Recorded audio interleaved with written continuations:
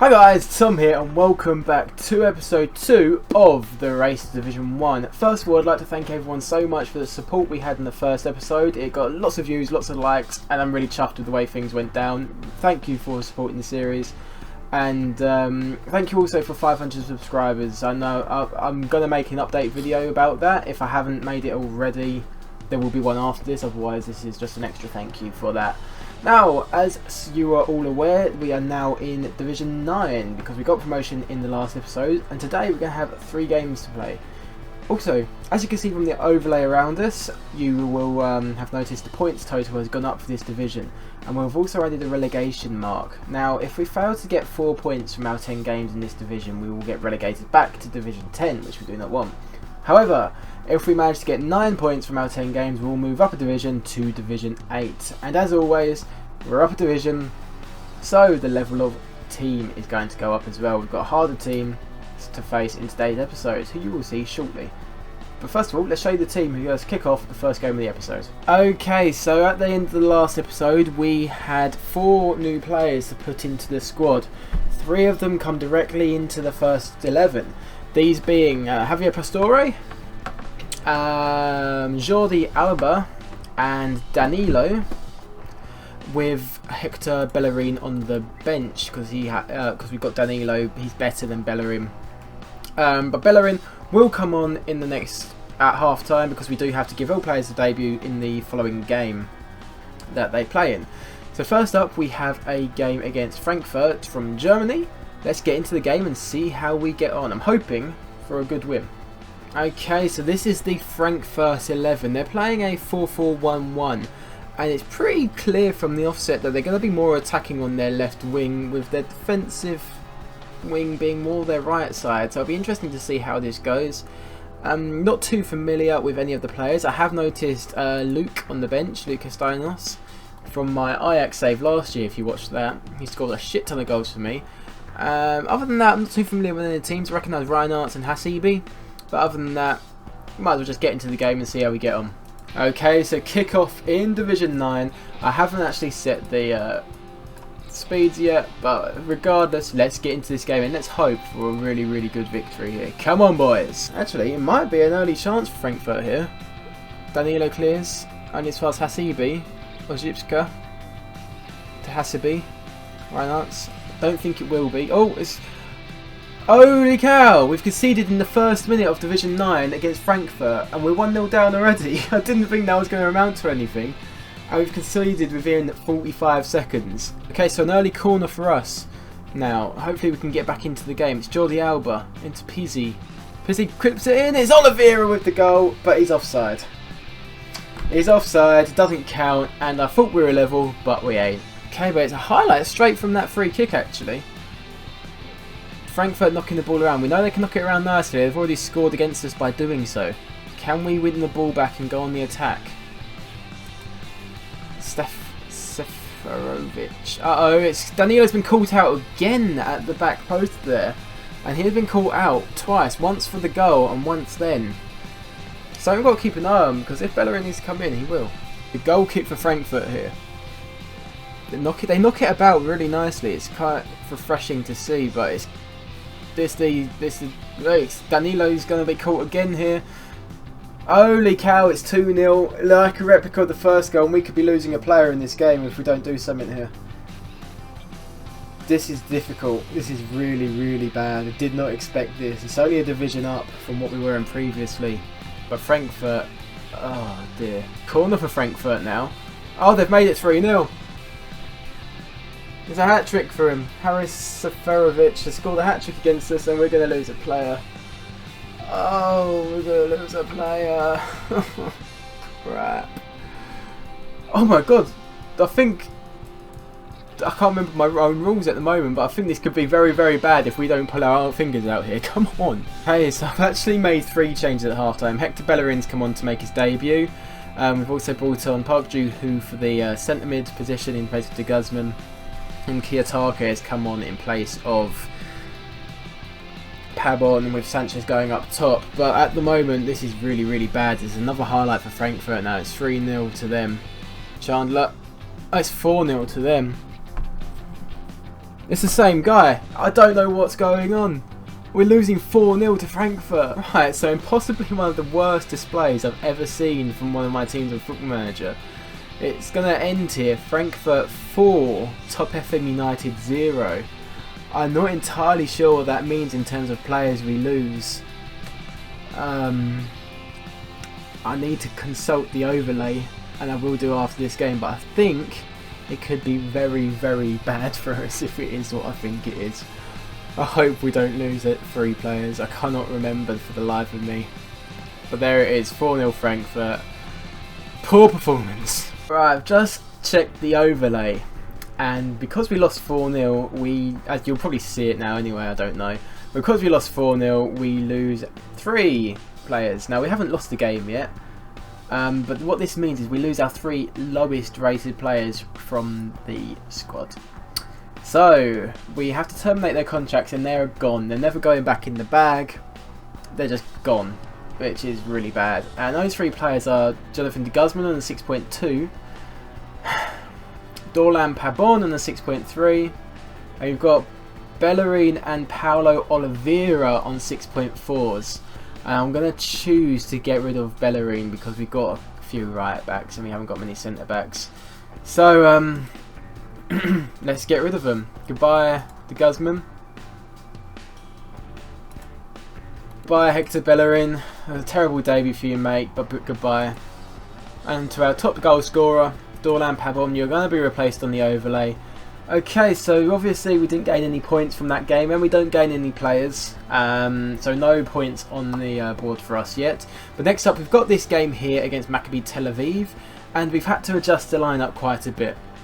Alexis Sanchez has moved up front with Sansone, Kiyotake, and I think that's it, coming into the squad.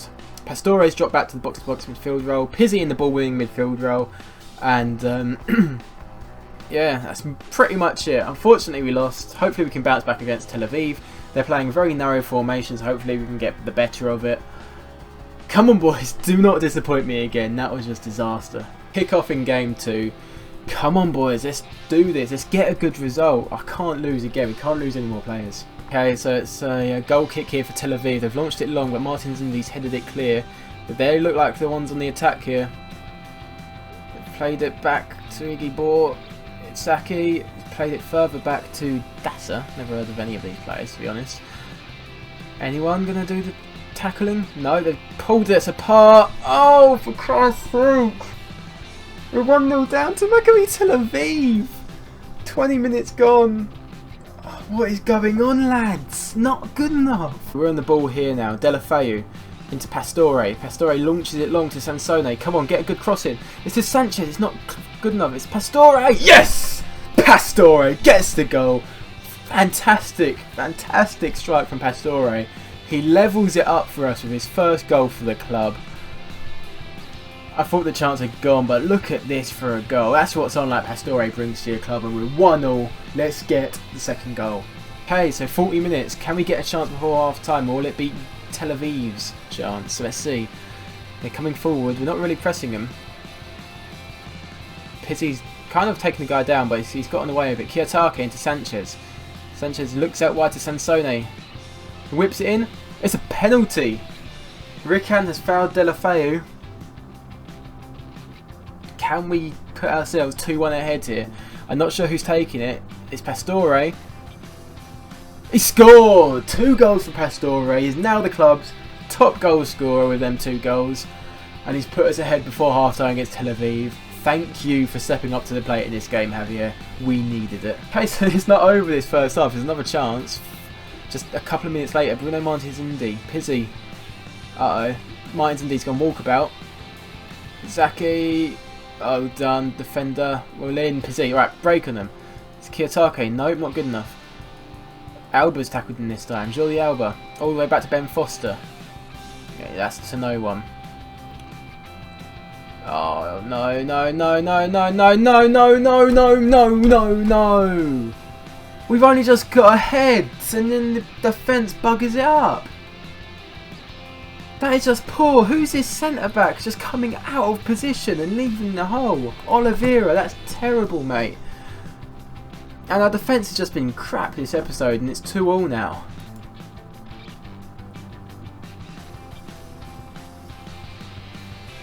Alright, so at half time it is 2-2. I'm going to bollock the lads and hope that we can do something to win this game, because we can't afford to drop more points and not get a player out of the bag. We need a player to strengthen this side, that much is evident. Okay, so a chance here from a corner. Kiyotake whips it in.